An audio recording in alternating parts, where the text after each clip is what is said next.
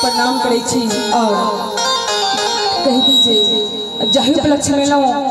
ताहि उपलक्ष्य गीत संगीत हम अपने सबक बीच में राखब जो नीक लागत अहाँ सबके मीठ मीठ ताली के संग हमरा अपने सब आशीर्वाद दे और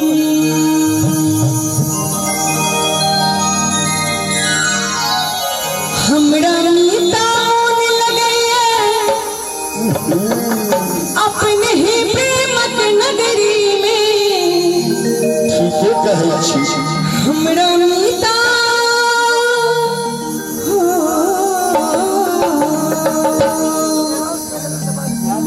हमरा मीता मोन लगैया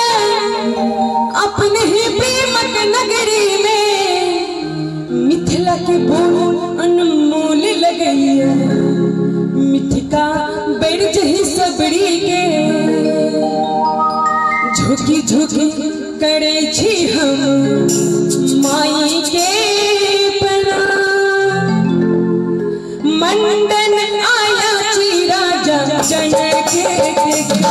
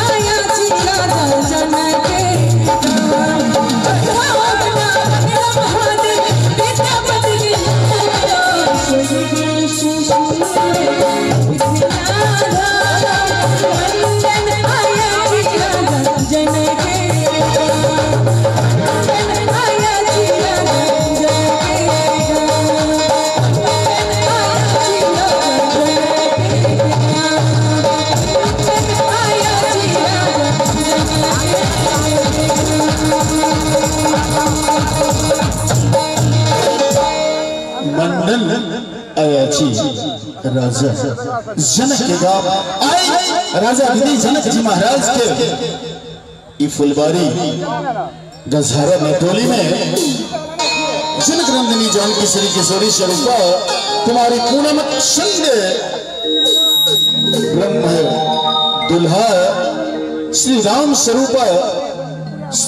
श्री अरविंद कुमार जी के सुंदर सन पावन पढ़ने के सुंदर सन बेला में अयाची की नगरी है संस्कार से भरल ओतप्रोत जाहि में हमारा आदरणीय